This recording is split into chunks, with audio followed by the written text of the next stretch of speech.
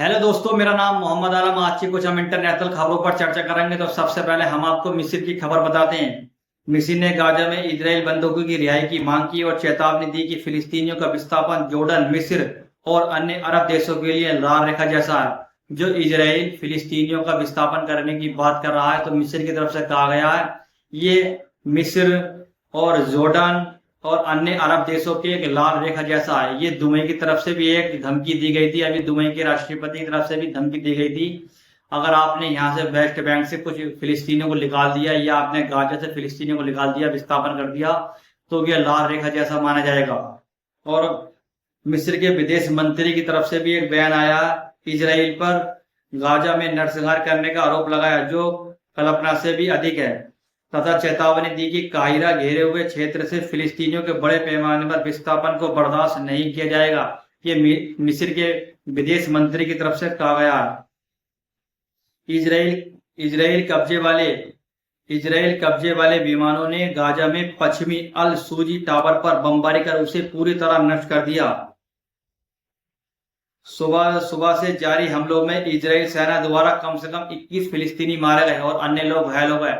जो इजराइल की वायुसेना जो फिलिस्तीनियों के कुछ घरों पर हमला कर रही है, जहां भी फिलिस्तीनियों के तंबू लगे हुए हैं उन पर भी हमला करती रहती है इजराइल की सेना। उसमें कम से कम 21 लोग मारे गए हैं और अन्य लोग घायल हो गए।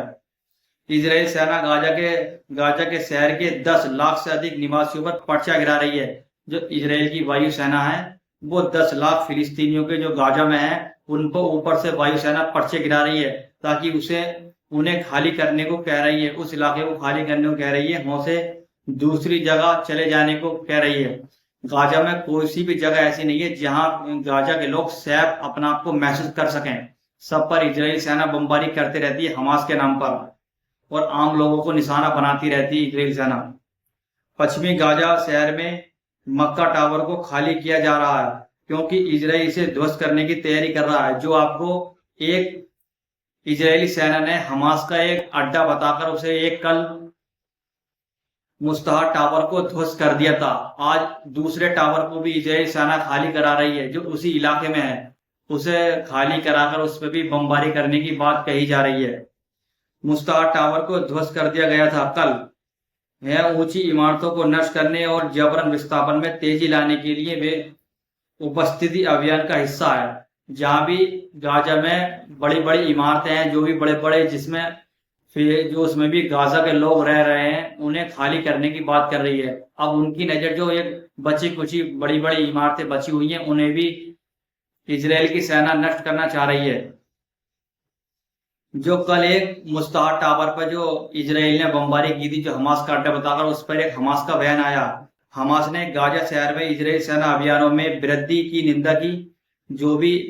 जो भी इजराइल ने उसे ट्यून टावर को गिरा दिया था, उस पर एक हमास का बयान आया था, उसकी निंदा की है हमास ने। इसे अंतर्राष्ट्रीय कानून का उल्लंघन और नरसंहार करने का, पड़ोस को नष्ट करने तथा नागरिकों का जबरन विस्थापन करने के इरादे को सार्वजनिक स्वीकृति बताया। विस्थापित लोगों के आवासों सहित आवासीय टावरों को निशाना बनाना मानवता के विरुद्ध अपराध बताया गया।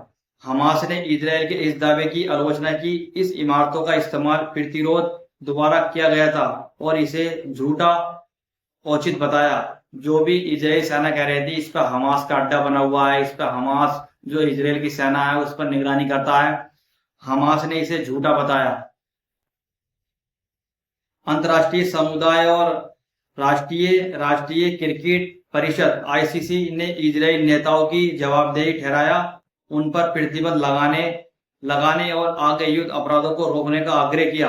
हमास ने चेतावनी दी कि हमले को लंबा खींचने की कोशिश इजराइल को केवल शर्मिंदगी, विफलता और अधिक नुकसान ही पहुंचाएगी।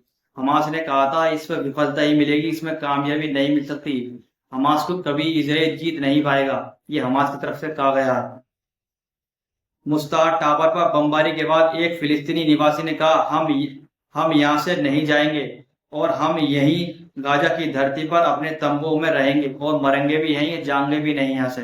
एक जो मुस्तहर टावर को इजराइल की बमबारी में गिरा दिया गया था, उसे ध्वस्त कर दिया गया था, उस पर एक फिलिस्तीनी ने कहा था, हम इसी तंबू, इसके आसपास ही हम तंबू बनाकर रहेंगे और हम गाजा को खाली नहीं करेंगे। पूर्वी गाजा के अल जैतून इलाके में इजराइल सेना द्वारा कई दिनों तक घेरे जाने के बाद एक फिलिस्तीनी व्यक्ति जीवित बचता हुआ, जो अल जैतून इलाके में कई दिन से इजराइल और हमास के लड़ाकों के बीच चीन का बयान आया। चीन का कहना है कि फिलिस्तीनी मुद्दे को सुलझाने के लिए टू स्टेट सोल्यूशन ही एक समाधान है, टू राज्य समाधान एकमात्र रास्ता है। कोई नई रिपोर्ट के साथ हाजिर होते हैं। इस रिपोर्ट का एंड करते हैं।